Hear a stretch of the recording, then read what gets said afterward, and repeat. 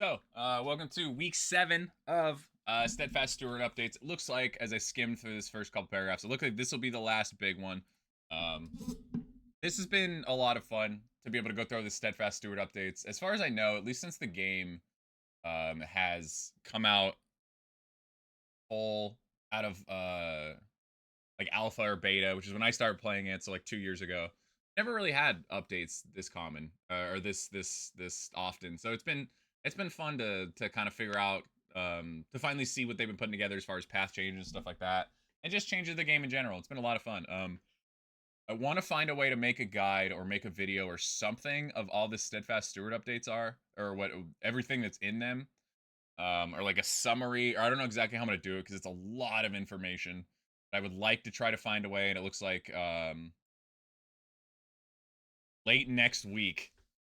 I have about a week to figure it out. Hopefully I'll come up with something. We'll see. But either way, the Steadfast Steward updates have been a lot of fun. It's been fun to, yeah, just kind of see what they're going through and everything. So it looks like this one, skimming it real quick, at least by scrolling down, doesn't look like it's super big. It's had some small changes. Doesn't look like there's anything super big in this. I have not looked at these patch notes yet, so I'll kind of um, learn these on the fly, and we'll see if there's anything real interesting in this. So, let's get into this. Whatever's on here, I'll be testing tonight on my stream, twitch.tv/MarinerHawk. So that'll be fun to play around if there's any major changes in here. Okay, so this is our last major update to the Steadfast Stewards public beta. We'll be doing fine-tuning and bug fixing in the next few days, including additional work to the occultist before we push all those changes to the main retail branch late next week. We extend a heartfelt thank you to everyone who helped beta test these weekly changes. Submitted feedback and answers our surveys and polls. This massive game update was made better through your involvement. We're fortunate to have such a passionate fan base, and we do not take that for granted. Before we proceed with this week's patch notes, we first have a note about our extensive hero rework effort. I've likely noticed we've not yet started our planned reworks to the Hellion and the Leper. When we begin this process, we hope to complete all 5 of our remaining hero reworks during our set beta period. However, as the weeks went on, we opted to dedicate a little more time to refining the changes we had made to the Plague Doctor, Occultist, and Runaway. This ultimately meant we had to make the difficult decision to prioritize these new changes at the extent of getting everything we had originally planned in this period. Based on how the changes have been settling in the community response, we feel like this is the right decision. While you will not receive our Hellion and Leper updates next week, we're committed to doing them, and we're happy to announce that you will not have to wait too long. Our current plan is to get these remaining reworks shortly after our next Kingdom's release.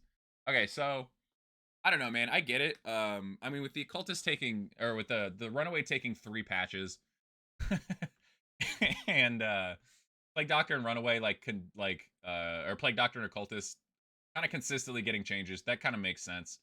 I kind of figured they would throw Hellion and Leper in this, either in this update, or they kind of just like wouldn't be there at all. So I don't know. I think it's fine. I mean, they've spent a lot of time on the other path reworks. I understand that it probably got a little bit out of I don't want to say out of hand, but out of the time frame, I guess, that they kind of set, which is one that they set themselves. So and it's at the end of the day, it's kind of like the argument about delaying a game, right? If you have a game that's like, all right, I mean, Kingdoms for a perfect example, right? Like, it's supposed to come out on this date, but then it got delayed 3 months later. But a game that comes out earlier and is unfinished will kind of always suck. But one that gets delayed, at least hopefully gets come out on the delayed date, and ends up being okay. So it's kind of the same thing. I'm not too upset about that. I mean, hopefully Hellion and Leper will end up being a lot of fun when they play. And honestly, the Hellion fans honestly are probably pretty excited. They still get to play some more Ravager, some more Carcass. I can't imagine Carcass is going to get that too much change, but I think Hellion fans are alright with that. Leper fans, after all, fuck them, including me. Stay losing Leper fans, just like all of us.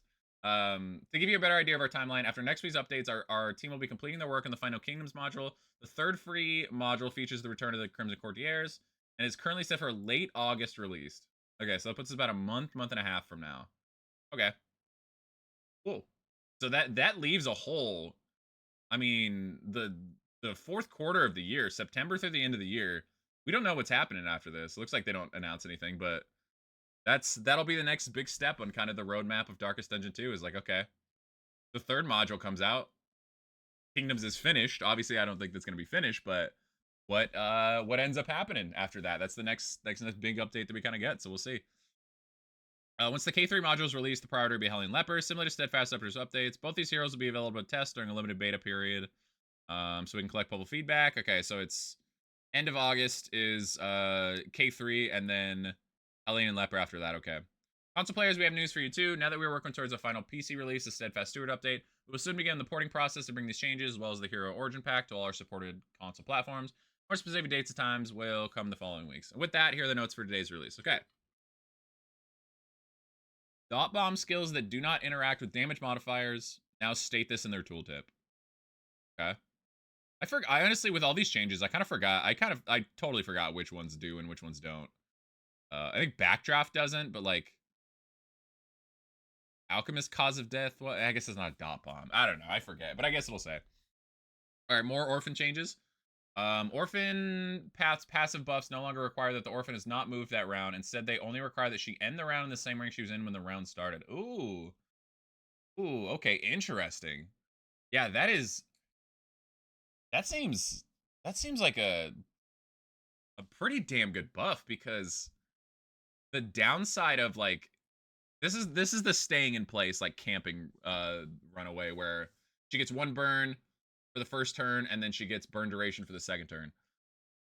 Because yeah, a big issue with, or no, I shouldn't say a big issue, but the biggest issue is playing that with Orphan is just like if enemies move you. And now that that's not nearly as much of an issue, I guess if she moves two, she could be bad, or if run and hide is off cooldown, I guess it could be bad. But interesting. So you could also,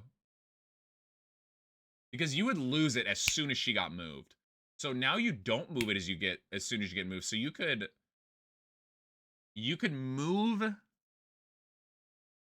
Yeah, you could have somebody move backwards. Let's say like or let's say like duelist disengage. We have duelist in rank 2, runaway in rank 3.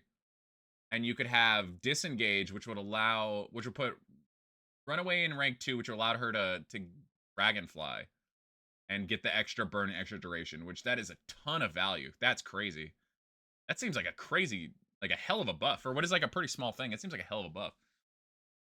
This opens up a number of additional tactical avenues for using and maintaining your buffs, particularly since you can now get both the mobile and immobile buffs running simultaneously. This also helps better enable the Orphan burn pass when party with other mobile heroes.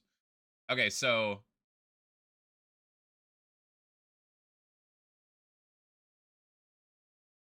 I'm trying to think how that works with the damage. So you can get value out of both now. I mean, it would make like Dragonfly do more damage, I think, or at least like the +1 damage. I'd have to play that. My brain don't work so good, but I have to play that. That's interesting. You can get value out of both now. So this seems like a huge like Dragonfly buff. Really is the main one that I can see. Yeah, that's kind of the main one that I can see. I mean, I guess you could get burn duration and damage for both Searing Strike. That's pretty crazy. I wonder how that plays. That seems like, I mean, that gives her another higher end of like damage and just effectiveness in general with Orphan. That's a really interesting change. Or again, what's a small change? It's a really interesting change. We'll have to see how that plays. Ransack now ignores 10 move res if the Orphan has stealth. Ransack Plus now has 20% move res when the Orphan has stealth. Interesting. Smokescreen no longer interact with combo. Smokescreen now inherently grants 1 stealth. So it doesn't use combo anymore. You just smokescreen for the stealth. And the crit is up. Crit goes up. Mastered crit doubles. I mean, 20% crit's pretty crazy. Grants additional stealth on crit. While it doesn't always grant as much stealth this way, we felt it important to reduce some of the friction involved in gaining stealth without having to move. This also further plays the Orphan's general lack combo requirements, and alleviates the issue of her being unable to provide combo for smokescreen use without moving. So it's still combos? Do I understand that correctly? Hold on, let me look at this real quick. So it's still combos?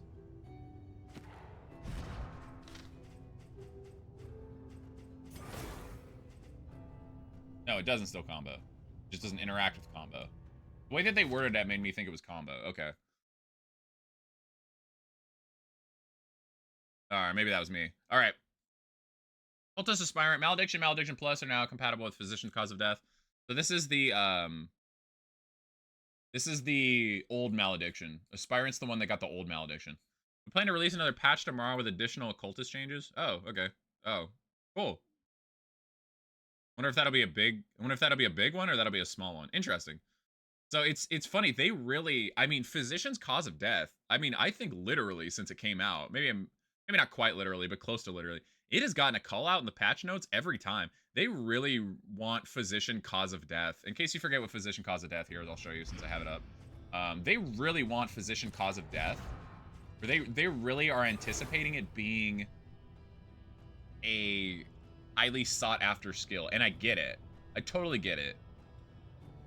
But it gets a call out on like every patch, so that's really interesting. I wonder if that's going to be like a really big ability.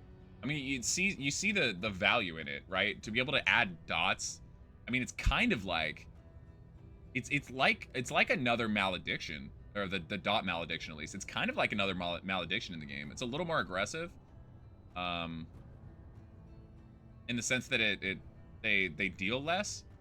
Huh. Yeah, I don't know. It's hard to say because the rest of the physician path at the moment isn't very good, unless they've updated in this one. It's kind of that physician path is kind of like a one-trick pony, two-trick ponies, because the noxious blast gives a weak, which is pretty cool, but yeah, it's kind of like a two ability path, but it's interesting. We'll have to see how that plays out. Blinding, Plague Doctor Wanderer. Blinding Gas and Blinding Gas Plus now increase their chance to inflict combo to 100% when scoring a crit. Cause of death plus damage reduced from 150% on the target to 125%. So I wonder if they had some like arsonist backdraft-esque damage when they were kind of testing it out, and then they were like, it could be kind of a lot. I mean, if they are, yeah, I could see that. Like with malediction and everything, I see it get pretty ridiculous. I do like this. I've always kind of thought that this feels like it should be a thing. Because like blinding gas critting, or any of these abilities that have a chance to add a combo, it does feel like a crit, since there's like not extra dot durations or anymore on some of these abilities.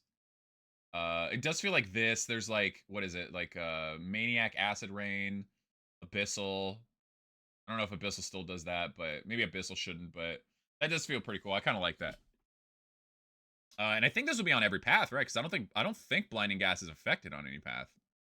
Off the top of my head, so that's pretty cool. That's kind of nice. It's just a nice little thing. It just makes a crit feel that much better. It's not a like huge deal, but it's nice. You could. I wonder if there's a chance where you would ever want her to get crit tokens so you could combo the backline. I could see in some scenarios, but I wonder if that's something you ever lean to. Surgeon, this path now passively grants 2 regen on kill. In general, this effect enables the surgeon to benefit both direct damage kills and kills scored by any dot she's applied. More universally applicable than her now removed Incision Plus version, which worked against the dot nature of any kill. I wonder, how does this work with cause of death? I wonder. Who gets, so cause of death on surgeon doubles all dots, right? So who gets the credit if that dies then? Would it be the person that applies the dot because it was their dot that got doubled? Or would it be surgeon specifically, since surgeon doubled it, the credit now goes to her? I wonder how that would work. But this, yeah, so how it worked is so it says the path, so it must be everything. So you could even like disorienting blast for a kill. Because it was how it worked with incision. Is, yeah, incision, you would have to get the kill with the damage of incision, not the bleed wouldn't count. So I kind of like this because surgeon gets a couple of tools to be in the front rank, but she doesn't get a ton of tools, which is okay. That makes it part of the risky of the path, but to add the extra regen could be pretty nice of it. I mean, yeah, that could make for some fun stuff, I think. Battlefield medicine plus heal bonus reduced from 33 to 25% per on the target. Boo. Just a touch too strong on effects is scaling back a little bit. Probably fair, but boo. Still a lot of dot heal in the right scenario. Incision Plus no longer grants 2 regen on kill because it's on the path now. No longer gains bleed res piercing when the target has combo.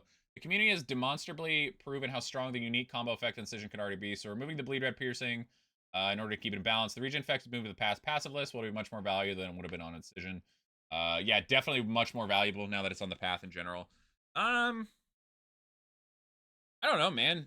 I mean, it's kind of her only like big damage. Surgeon Incision, it's like her only big damage. kind of nice having it to apply to combo, but I mean, anytime you take somebody, you take an ability's combo effect away, it sets up better for like the rest of the team. So at least that she's not like wasting it, quote unquote. I don't know. I don't know how I feel about that. We'll have to play it.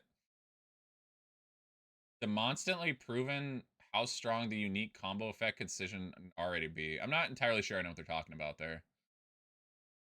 But yeah, I don't think I'm a huge fan of that, but it's alright, I guess. Alchemist, cause of death bonus, damage versus bleed, reduce from 3 to 2. 3 was pretty ridiculous anyways. I mean, not that obviously 2 is only 1, but cause of death plus damage. Yeah, it looks like this is all nerfed to cause of death. Honestly, that makes sense. Cause of death is an insane ability on Alchemist. It just gets so much value. Yeah, it's pretty insane. So it doesn't shock me, especially from a base value. Like at least you can make the argument with cause of death that in order to get truly the value, you gotta have extra dots. But 6 to 10 unmastered, like you can just use it just for the hell of it. I know it has a cooldown, but that was still pretty crazy. It was a pretty crazy ability. It doesn't shock me to see if they nerfed it. Cause of death plus interaction with blight has been adjusted to ignores block and dodge to ignores block and +2 dealt. So it doesn't ignore dodge anymore. Probably another one that was kind of strong, but cause of death plus interaction with bleed has been adjusted to +4 damage dealt to ignore. Oh, okay. Sorry, I guess I could read 2 seconds into the future. Ignores dodge and +2 damage dealt. Ooh, okay. So instead of just getting a ton of value all the time, they're like splitting the value. Interesting. So that does end up technically, because you have +2 damage here, and you have +2 damage here. So technically, at least damage-wise, it ends up being a buff. But you have to have bleed and blight. Which Magrain, I mean, Magrain makes that easy, relatively easy, but cause of death plus interaction with burn has been adjusted +15% to +15% and +2 dealt. Cause of death plus no longer ignores dodge when the target is blight. Okay, so they shifted some stuff around. So that's +6 damage then that it can get. So I guess because they nerfed it a little bit. Okay, so they nerfed the base damage, but you can get the damage back if they have all dots. Okay, so instead of just having an ability that you just throw down anywhere, it has to be an ability that you set up a little more. That makes sense. Cause of death has been adjusted to retain much of the prior damage, but spread amongst multiple dop types to better suit the theme of the path, as well as help balance a skill that's highly damaging for how little cooldown and effort was required. Yeah, that's the main thing. Like 6 to 10 damage off of nothing. That's pretty crazy. That makes sense. So you gotta have you get the damage back, but you gotta play into Magrain or play into team comps a little bit more. That makes sense. I kind of like, I don't know. I kind of like that Blight was ignore, block, and dodge. So they split it into Blight and bleed. I'm sure it's not big of a change. That's the big of a change. I did kind of like that. But I guess it makes it so you get, because there was some weird scenarios where like you'd be going against an enemy that didn't have a block or dodge, but they did have Blight, and then you're just not getting any value at all out of the extra Blight, so you're not really getting like the reward, I guess, quote unquote, for playing well. I don't know. I think all that's fine. Yeah, I think it's probably fine. Physician, Disorienting Blast, and Disorienting Blast plus. Are all these now? Okay, hopefully Physician feels like a good path now. I was upset about the Physician changes originally because I think Physician was so close to being a good path. It was so close. And then they kind of like gutted it and they kind of gave some of the best parts of it to like other paths. I kind of didn't like that. And then they didn't really leave Physician with that much interesting. They really like the weak on Noxious Blast is cool, and the cause of death adding extra dots is cool, but that's it. She's got 9 other skills, and none of them were particularly interesting. So hopefully this is interesting. Disorienting Blast targets change from 2-3-4 to 1-2-3. Okay, so you can't just camper in the back. Oh no, it's target ranks. Okay, so you can't hit rank 4 anymore. Now it's a cooldown of 2. Okay. Now applies either daze or shuffle to each monster adjacent to the target. Does that include the target? Or no? Now it plays either Day Shuffle or Vuln to each monster adjacent to the target. Interesting. So it's got like a mastered Icar abomination thing where it puts the combo to the next. Disorienting Blast and Disorienting Blast Plus will apply their adjacent enemy effects even if the skill is missed. Okay, interesting. We wanted to retain, no longer interacts with combo to apply stun also. We want to retain the core of Disorienting Blast, but give it a unique twist. A cost-free AoE shuffle or daze would be too much, but this gives us a way to keep the potency suitably in check while allowing for tactical targeting options via splash effects. Okay. Emboldening Vapors has been reworked to provide the physician with a more suitably unique interpretation of the skill. Have a cooldown or 2. Okay. I wonder about two different skills, interesting or unique to the path, that have skill cooldown of 2. I hope we don't have like a Seraph Vestal issue, but we'll see. Holding Vapors targets all heroes who have weak, vuln, blind, or daze. It inverts 1 negative token on each target to a positive equivalent. All heroes. Targets all heroes. Okay, okay. So it's a bit like Confessor Mantra. It inverts it. Interesting.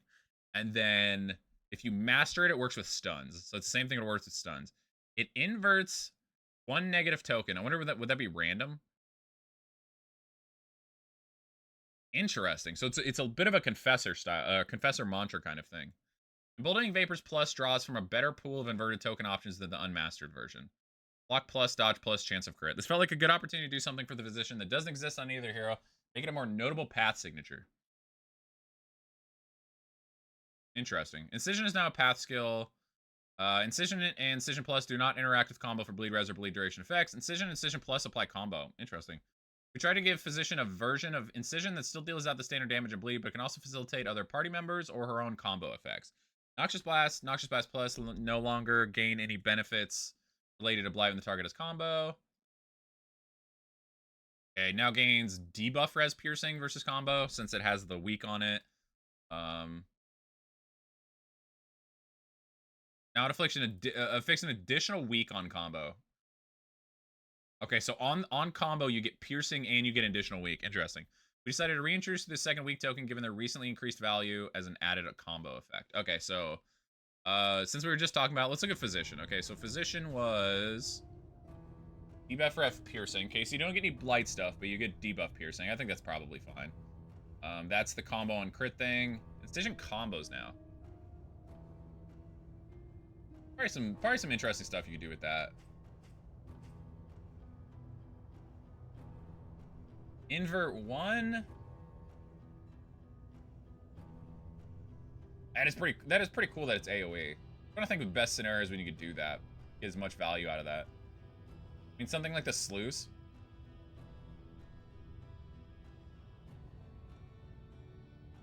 That tooltip kind of confusing. Tooltip seems kind of confusing. I know what it means, but so technically, if you master it, if you have a daze or a stun, there's 2 chances for you to get speed tokens on that. That's a big boom effect. I do kind of like that. I mean, against the witches, that'd be particularly good also. It seems like a cool ability. I kind of like that. So it has a chance. Okay. Interesting. I kind of like that. Let's see how that plays. That seems like a nice one to have, though. I like that.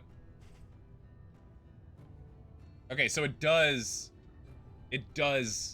target, or it does shuffle the target. Okay. So adjacent enemy effects will apply even if the skill misses. So if you, let's say you use it on rank 2, even if it misses the rank 2, it'll still shuffle or daze the other one. That seems like a crazy ability.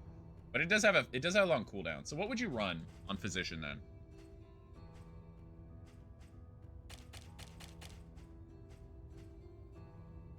I have a feeling you can't run Blinding Gas. Maybe you could, but maybe you have to choose. Would you choose between one of these, or would you go both? Hold on. What would it be? Let's see. So you'd have like that. Oh man, I wonder if you'd ever run a Physician without Battlefield Medicine and just have like, just a super aggressive. I bet you could do that. Battlefield Medicine is one of those abilities. Oh god, and you have no Indiscriminate Science either. Battlefield Medicine is one of those abilities that's just so strong. I don't know if you could ever run without it. Same with Indiscriminate Science, but I guess the idea more so is you're probably running Emboldening Vapors or Indiscriminate Science. Probably not both. They have the same cooldown also. Maybe you would in different scenarios, but it seems like you choose between the two. Huh. Well, it seems like that this is like a legit path now, so that's nice. They gave it a couple extra really interesting tools. Okay. You probably choose between Noxious Blast or Incision, maybe depending on the team, and then you probably choose between Indiscriminate Science and Emboldening Vapors, probably. Yeah, because I just don't. I'm not sure I see a scenario where you could go without a heal. You could if you really wanted to go aggressive with her, but I wonder what else you'd have to run with it. That'll be kind of fun to test. I kind of like that. What else is on here that we wanted to look at? Anything?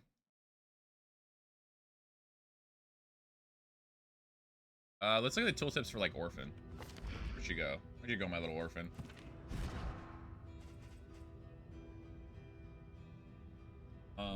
Gain 1 duration after 2 rounds in the state. Current rank is stable. Buffs are lost when ending the round in any other rank.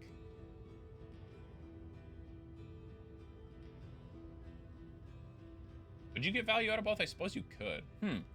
So you could just lean into the burn, you could just lean into the damage, or you could go both.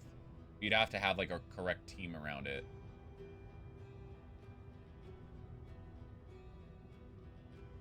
Interesting. So in the right teams, you could get value out of both. I wonder if she's just a menace with that. I wonder if she's just a menace.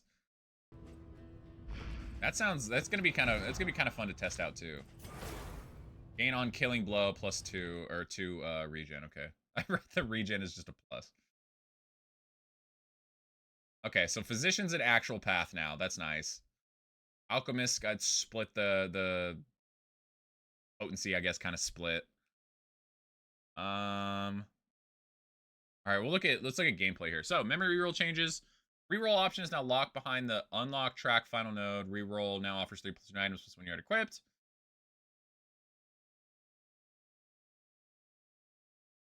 You will always have 3 new options. It's probably good.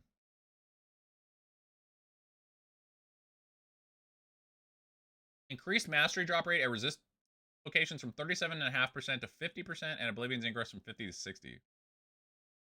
Although mastery is still not guaranteed to resist locations, it should aid in reducing but not eliminating the likelihood of visiting several of them and getting no mastery at all. Overall, this will also result in a small amount more mastery through an expedition. While monitoring the change will revert that negatively affects the mastery economy. Mastery economy. It seems like, at least with like occultists and stuff, they're definitely adding, I don't know, maybe it's just that they're changing stuff, so it makes mastered abilities like that much stronger. So I'm not sure more mastery points in a confession run really hurts too much, but maybe it does. Like I said, they're gonna monitor it. Interesting that they buffed the percentage after all these times, because yeah, I know a lot of people didn't have. I've seen a lot of people complain about the mastery being kind of inconsistent, which obviously this won't fix it, as they said, but help a little bit. It'll bring up that bottom kind of like really lucky RNG. Reduced mastery drop at row battles from 11.11 to 8.3. What are these numbers? Region goal rewards are no longer close plus 3 mastery. No! The chance of this, even when low, created strange difficulty combinations that weren't desirable. No! This was such a low percentage of happening, by the way. I swear. I don't know, man. This happened so infrequently. I don't know. I'm not sure it mattered, but that was so infrequently. Like, I almost never saw this, but when you see it, it's super cool. I get it. I mean, they're adding more, but making it afraid region goal will no longer spawn in region 1, will no longer drop Candle of Hope rewards. I mean, this was the most free one, so it's kind of nice, but it does sound like it gets better rewards, so.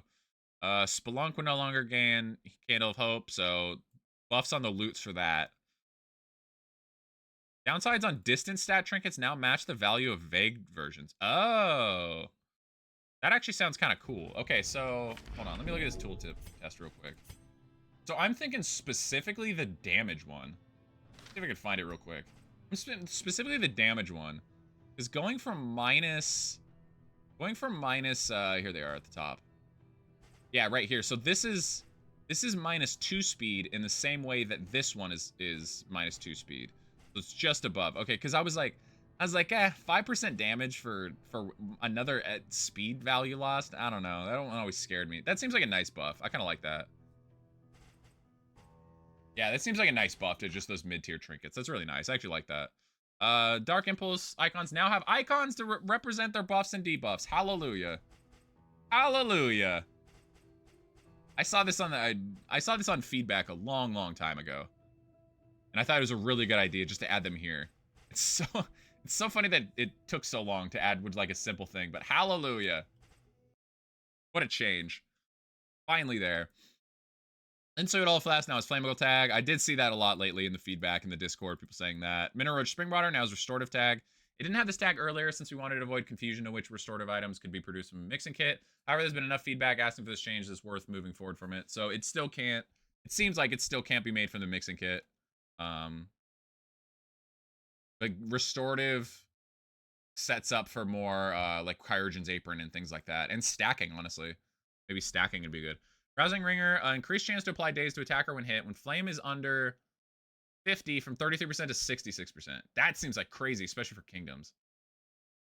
Plus 33%. Rousing Ringer is one of the sluice trinkets. Here, let me show you since I have it up already.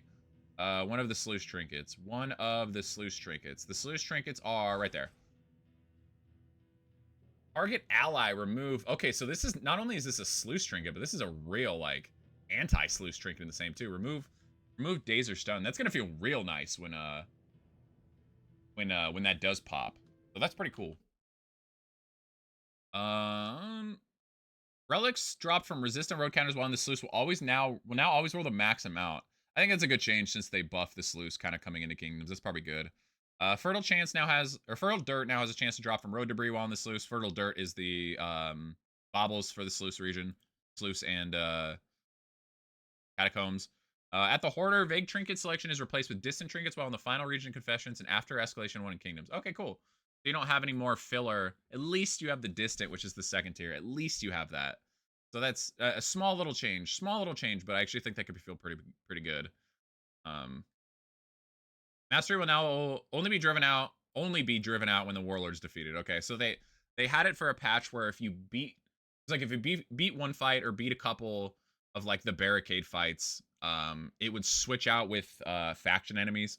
So you could get like the tangle enemies behind him and stuff. I didn't run into scenarios personally where that was too bad, but there's always potential of some scary mashes. So they made that happen less often. Previously, there's some variance to how many defeated military enemies were required to drive them, which is unclear and didn't feel right thematically. With the change of the warlord's defeat is now consistent with Kyrogen defeat effects and an explicit requirement to provide better clarity on when the condition is met. I did kind of like how it didn't just have to be the warlord, just so like you got some switch ups, you got some variety in those fights, but this does make more sense. I think this does make more sense. Melee mashes have been updated.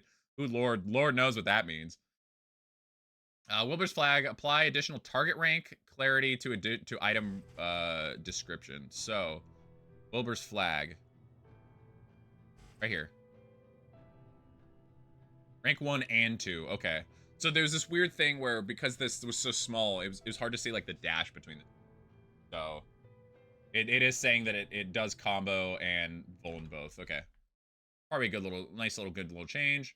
Remove redundant, ignore 20%, resist from crit token description. Anything interesting in here? Fix the trap maker's kit item description. What does that mean they fixed it?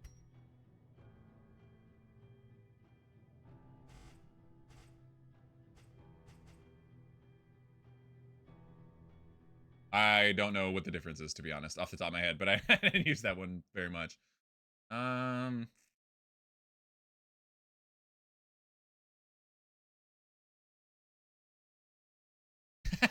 Fixed an issue where the retreat button would briefly appear when retreat was not enabled. How? Getting gaslighting the players. I love it. Made improvements to upgraded skill comparison to better show cooldown changes removal. Cool. Reset the temporary defaults for the damn option. Sell to hoarders now no longer on by default. It's blocked by beating the game for being enabled. Oh, that's cool. Retreat is now no longer on by default, but it's available after completing the prologue tutorial sections. Okay. Move the fast combat audio options from the damn to the game options menu. I laughed at this when they did this because they said that they add the fast combat audio to the game options, but to the damn, sorry, but that meant that Kingdoms players didn't get it. So this is the option about whether you want the audio to speed up alongside the combat or not. So I was like, how did they they just forgot about the Kingdoms. So that one was kind of funny. That was a good change. So pretty good little patch, pretty good little kind of like finale patch onto this. Some small changes. Physician seems like it's real path now. So that'll be interesting to play that. I think that'll be fun. Yeah, Surgeon gets some more kind of the 2 regen on kill. I think this is good because yeah, Surgeon was just it was just hard for Surgeon to she gets I like that she gets a couple of tools to be in the front rank, meaning like she can get blocks from Disorienting Blast or Emboldening Vapors or Ounce of Prevention, but she doesn't have like, you know, a Man at Arms esque block plus, or she doesn't have, you know, Carcass esque constantly getting blocks for free. So I kind of like that she has. It is still kind of a risk to put her up there. So this 2 regen I think is a good to the path in general. I think is a good one. I think it's a good change. Some interesting stuff in this. We'll have to see. We'll have to play this out. Yeah, I'm excited to try out Physician. Orphan seems like it's nuts if you play it right, if you have the right comp around it. So that'll be another one kind of worth testing.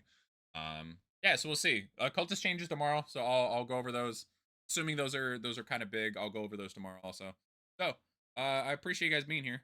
I hope you all have a very nice rest of your night, and I'm excited for New Kingdoms and everything. So I appreciate you watching. Thank you very much.